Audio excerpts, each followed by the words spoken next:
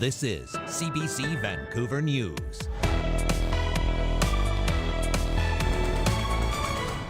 There's nothing left. There's nothing left here, nothing left anywhere. Farmers are very resilient, but we're still humans at the end of the day, and this is our livelihood. Fruit farmers in the Okanagan trying to hold on after many face a year with no crops. Also, this was an extremely reckless and dangerous act that could have resulted in very serious injuries or worse. a case of road rage escalating to gunfire in Richmond, and police still looking for those involved. Plus, it's symbolic in the sense of we're here, we're growing, we're going to continue to grow. A milestone for the Surrey Police Service as marked cruisers hit the road today. Hello, I'm Jessica Cheung. Thanks for joining us. In the Okanagan, many fruit farmers are facing a year with no crops. Frigid temperatures this winter severely damaged peach, nectarine, and cherry trees. It's the latest in a spell of extreme climate events that have left growers struggling. As Brady Strachan finds out, some producers are now having to pivot in an attempt to save their livelihoods. So this is table grapes. We planted these this year. Jennifer Diol is trying to salvage the growing season. There used to be trees in this field that grew the world's largest peach until an unprecedented cold snap this winter killed them off. It's very tough. Like, if anything, farmers are very resilient, but we're still humans at the end of the day, and this is our livelihood. BC has the most fruit farms in Canada. In a good year, orchards are loaded with crops like cherries and nectarines. But extreme weather the last few years has hit growers hard, from a record-setting heat dome to this year's cold. These are just going to die in the heat, too. They won't survive. Sukdeep Brar planted this orchard with his father 30 years ago. Golden peaches once grew in abundance. Now the branches hang lifelessly. There's nothing left. There's nothing left here, nothing left anywhere. Brar says he's getting calls every day from growers in the same situation. The mental strain is taking a toll. We all deal with it.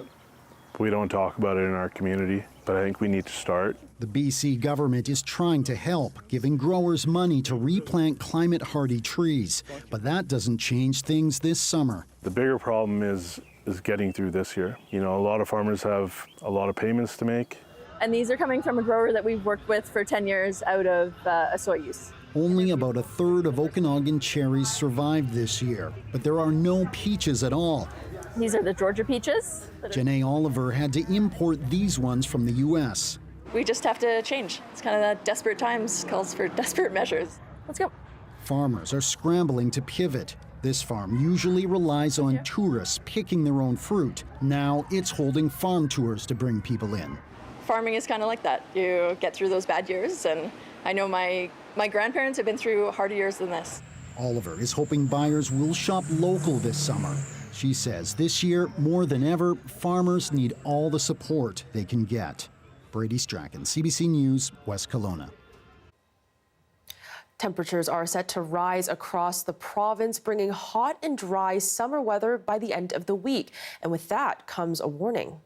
Basically from the Okanagan to the east, and then Revelstoke and south, there's a collection of thunderstorms popping up in daytime heating this afternoon. We have watches out for the potential for severe weather. Some of the ingredients are there. Environment Canada says severe thunderstorms and rain are expected in northeastern BC until Friday, and then temperatures are expected to jump in most of the interior to daytime highs as much as 10 degrees above seasonal.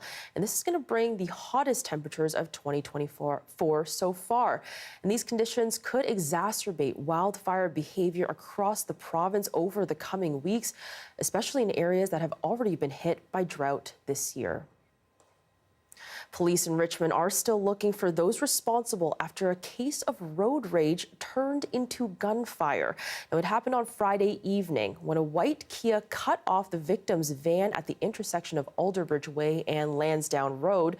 When the van driver pulled alongside the Kia and shouted at the driver, a person in the Kia's passenger seat took out a gun and started shooting before taking off. The victim wasn't hit by any bullets, but he was injured by the shattered glass of his window. Fortunately, this is an exceptionally rare circumstance and is not something that we see often. But, it does speak to the potential risk posed to individuals who are involved in a road rage incident. Richmond RCMP is looking to speak with anyone who witnessed or has dash cam video of the incident. The Surrey Police Service says it has hit an important milestone for the police transition, and the public will see it on the streets. As of today, 10 SPS-marked cruisers have started patrolling in the city. And Chad Pawson takes a look. 10 Surrey Police marked cruisers are officially on the road. SPS Chief Constable Norm Lipinski handed the keys over to his officers himself. Up until now, the more than 200 SPS officers deployed in Surrey drove RCMP-marked vehicles. Lipinski says having some of his own members driving SPS cruisers is a visible and positive sign for residents. It shows that the transition is moving forward. The transition has been full steam ahead since May. That's when a BC Supreme Court ruling put an end to a 2-year fight by Mayor Brenda Locke to stop it. Mayor Locke has cast doubt over the pace and details of switching forces, though, saying on June 10th, to be clear, we are in the infancy stages of this transition in terms of planning and confirming proper costing for taxpayers. The Surrey Police Service has an aggressive hiring campaign underway now. It's offering signing bonuses for experienced frontline officers. Lipinski admits it's hard to get boots on the ground in the city with his force. We know across the country that there's some challenges in recruiting in the police profession. Many other organizations are doing this, and so now it's our turn to get in there and get some momentum going. The force has a ways to go. In addition to today's 10 cruisers, SPS has hired 60 civilians and 367 officers. Of those, 225 are currently deployed. The force needs to get to 860 by 2027. Lipinski says there will be 30 SPS cruisers on the road by November 29th. That's when his force takes over command from the RCMP in Surrey. Chad Pawson, CBC News, Vancouver. Rescuers are searching for an entangled humpback whale in the waters off Vancouver Island. We're really concerned that this is going to be a difficult one to put a working line on, but we're going to give it our best effort for sure. The 3-year-old whale, known as Vector, was spotted on Friday near Campbell River with rope wrapped around its dorsal fin and body. DFO says it's worried the fishing gear could kill the young calf and is actively searching the area using boats and drones. Is asking anyone who spots Vector to call it in. Schools are now officially closed for the summer, and while some are celebrating, for other kids, summer holidays often mean food insecurity. The latest First Call Child Poverty Report Card finds that in 2021, 1 in 7 BC children was living in poverty. Now, kids who rely on meals provided at schools are often unable to access proper food when school is out for the summer, and advocates say that's a big concern. We've heard universally from children across the province that this means uncertainty, worry, dread, and a lot of fear, because schools are more than just a place where kids are learning and growing and playing. It is often a place of stability and knowing that there is a meal there for them. Backpack Buddies partners up with schools to deliver food to children in need on weekends, and the organization has helped upwards of 6,000 students this school year alone. The Grouse Mountain Gondola is now open again, around 48 hours after coming to a sudden halt. Riders were stuck atop the mountain for 5 hours Sunday afternoon due to a glitch in the operating system. And a group of tourists blasted Grouse officials for the lack of communication. Some hikers even decided to descend the mountain by foot, and the tram is set to be replaced over the next year. And if you walk down Water Street in Gastown in the last few days, you'll have noticed something different. Fewer cars and more people. And that's because the Water Street pedestrian pilot project launched over the long weekend. And we went down to see what people think of it. I love it. I think that Vancouver's needed a thing like this, a car-free street with good vitality like this for a long time. We did a similar thing in St. John's, Newfoundland, where I'm from, and it was wonderful for local businesses. I think it's great. I think you should get out of your cars more, take transit. We as pedestrians, we love to walk slowly and watch the stores and maybe have something to eat, something to drink, and so it's great. The pilot project will run all summer long. And this past Sunday marked 3 years since flames ripped through Lytton, destroying most of the village and killing 2 residents. Now, it's been a slow process to resurrect the town. We caught up with one builder who says it's not just about rebuilding homes, but communities. My name is Mark Rempel. I'm in Lytton, British Columbia, and I volunteer with Mennonite Disaster Service as a project coordinator for our Lytton response. And right now I am a painter. We started building this house in the beginning of April. Flooring is done, all the trims are installed, and we're doing touch-up painting and just that to-do list that gets us across the finish line. So with Lytton, we typically would have a wooden deck. So as far as in the kind of the spirit of fire resiliency, we don't have any exposed wood on this house. So instead of a wooden deck, we poured concrete steps. So come on in, let's take a look. Okay, we have, this is the great room, which isn't a huge room. This is a 1,000 square foot house. Our clients were able to buy a used kitchen, and so our volunteers installed the kitchen. We have a light, kind of pine-colored engineered floor that we installed last week. We've got clear pine finishing. We have half a toilet, but this is the bathroom, and it has a sliding door that goes into the master bedroom. Typically, for a couple, we do a 2-bedroom house. And this particular house has hot water on demand and then a heat pump. It's very rewarding to help someone that, particularly in our case, we typically help people that don't have insurance. It's like we're part of rebuilding some hope. And actually with our volunteers actually living in town, it feels in a small way that we've been actually part of rebuilding community. And so the few people that live in town, mostly one couple, they drop by our house and they have dinner with us, or they invite some of our volunteers for tea. So it's really been part of, in a small way, trying to help rebuild a community.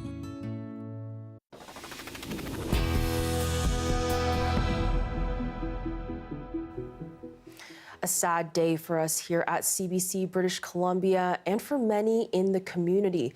Longtime radio host Rick Cluff has died. He spent 41 years with us here at the CBC, 20 of those at the helm of the early edition. Amy Bell has this look back on his life, his career, and his connection with you, the people of BC. The toughest walk of the day is from the bed to the shower. Once you hit the shower, you're fine. Rick Cluff first joined the CBC in 1976 as a sports commentator and reporter before moving his family to the West Coast to take over the morning airwaves as host of the early edition. He then fell pretty hard and deeply in love with Metro Vancouver and its people. Rick quickly made lifelong connections off and on the air with his quick wit, his boundless curiosity, his respect and kindness. On the air, Rick had a knack for instinctively knowing just how to get people to open up to him and to level with him and to be honest with the audience. In any given show, he could spar with a pugnacious politician and then turn around to soothe a nervous first-time guest with a gentle smile. It's incredible. I mean, it really is. It's something I've never experienced before. And I mean, Justin Morneau was on the bus with us. And he said, you know, we're outside our comfort zones. He plays Major League Baseball, MVP. He was nervous. He welled up with tears when he got off the bus. And same with me. Through his 41 years at CBC, Rick covered 8 Olympic Games and 5 Commonwealth Games. He went toe-to-toe with prime ministers and premiers and talked audiences through a terrorist attack in New York and a riot on Vancouver's streets. And he touched us all with memorable interviews with people that moved us, like Mr. Rogers and Terry Fox during his Marathon of Hope. But it was when the microphones turned off that Rick truly shone the brightest. There was not a laugh too loud, a bear hug too big, or a thoughtful gesture too small.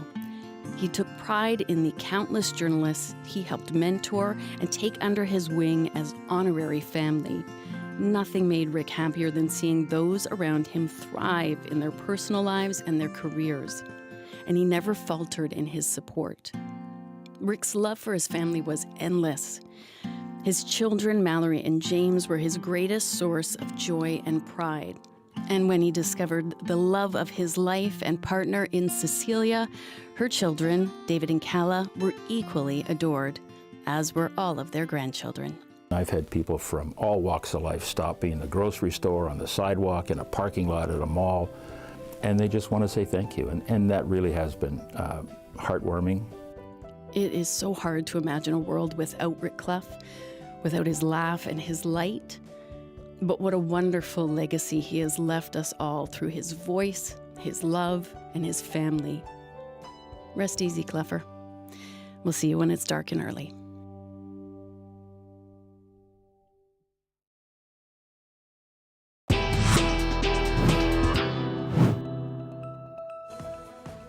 Coming up, what are some price hikes that have hurt your wallet the most? We took to the streets to find out, and we'll have those answers after the break.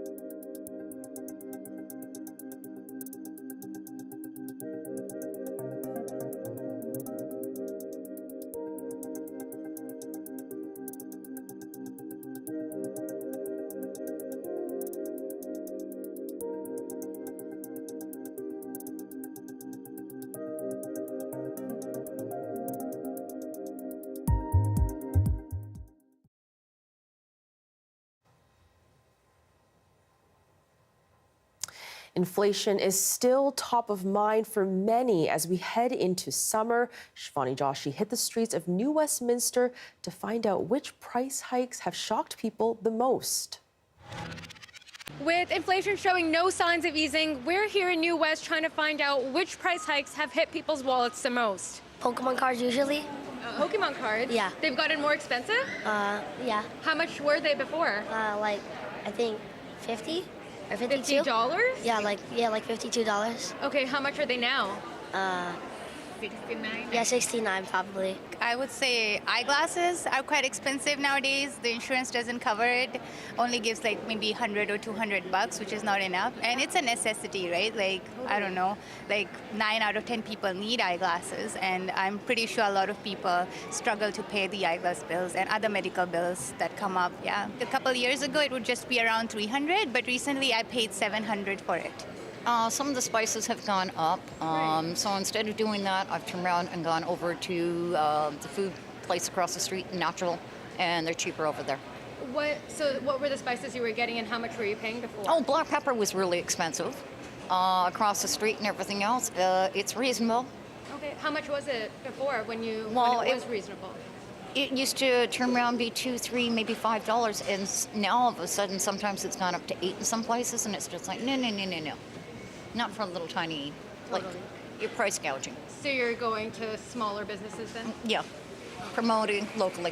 Oh, I think everything's an unexpected price hike. I mean, even fast food's gone up. Yeah. Like, I can't believe we can't get a meal less than $10 now at a fast food place, right? Yeah. So car repairs, it feels like I'm paying at least another 10-20% now. Oh, wow. Yeah. I don't know what that is. Maybe it is biking? Yeah, or learning to fix my own car, I guess.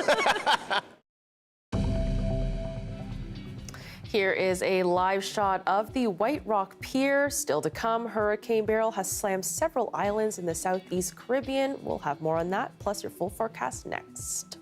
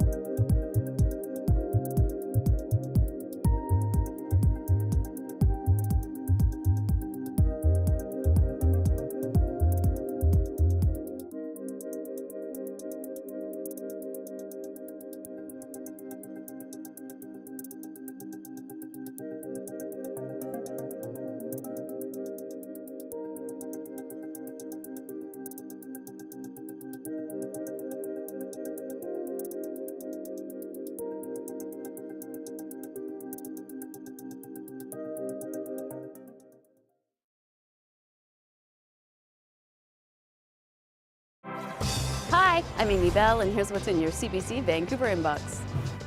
CBC returns as a media partner of the Surrey Fusion Festival, July 20th to the 21st. The festival features over 50 cultural pavilions that will incorporate the theme of landmarks of the world into their displays. For more information, visit surreyfusionfestival.ca. And never miss a special programming series, event, or contest. Subscribe to CBC Vancouver's e-newsletter and keep connected with us. Hurricane Beryl is closing in on Jamaica. It peaked as a dangerous Category 5 storm before being downgraded to Category 4 and has already left a trail of destruction in the southeast Caribbean.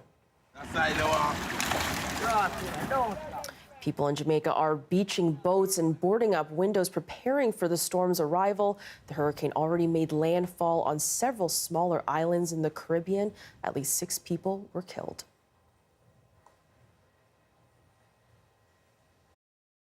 The weather update is brought to you by Direct Buy Furnace. To cool and clean the air in your home, call Direct Buy Furnace. Installing Train, the most reliable heating and cooling brand.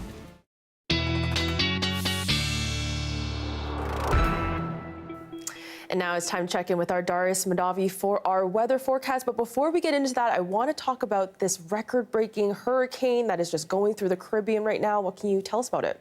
Right, so we've seen this just smash records. I mean, the earliest Category 4 hurricane on record, the earliest Category 5 hurricane on record, and by a wide margin. We've never seen a Category 4 hurricane in June, which we now have. This is only the second one to ever occur, second Category 5 to ever happen in July. So largely what's driving this is these record high sea surface temperatures that we're seeing and the fact that El Nino is waning. So last year we had these record high sea surface temperatures in the Atlantic, but we had El Nino, which typically suppresses hurricane activity in that part of the world. But now El Nino is waning. We're in a neutral phase. We're heading towards La Nina, which promotes hurricane activity, and that, in combination with these really high sea surface temperatures in the main development region, or Hurricane Alley as it's often called, are really driving this hurricane and giving it the energy it needs to sustain itself and continue to spike back up to these really high levels. Now, this really fits with the hurricane forecast that we got, the season forecast from NOAA at the beginning of the season, the National Oceanic and Atmospheric Administration in the U.S., this is the most intense forecast they've ever given for a season. So not unexpected, but definitely concerning. Now, turning back here to BC, we've got our own not extreme weather on the way, but definitely unusual weather. We've got definitely entering a hot stretch in the days ahead. Not a heat dome. Our lows aren't going to get up that high, but there's very little precipitation on the way, meaning we're expecting that fire danger to really climb over the next few days. Our highs are going to climb across BC, almost across BC, with the exception of some places like on the central and north coast and the North Vancouver Island. But our lows are staying fairly seasonal across the board, only a few degrees above. So again, not a heat dome, but we do need to be careful. This still count as pretty decent heat, so be aware of that if you do know people who are vulnerable, or if you are vulnerable, make sure that you're staying safe. Now, again, mostly just sunny skies, aside from some of those convective storms that we see forming when we do have these hot, sunny conditions. But here in Vancouver, none of that on the way, just the heat. Some humidity starts to build in towards the end of the weekend and into early next week, but just stay cool and enjoy the sunshine. Yeah, we're all going to try to stay cool. Thanks so much, Darius. Thank you. And that is your late news for this Tuesday, July 2nd. Thanks for watching and have a great night.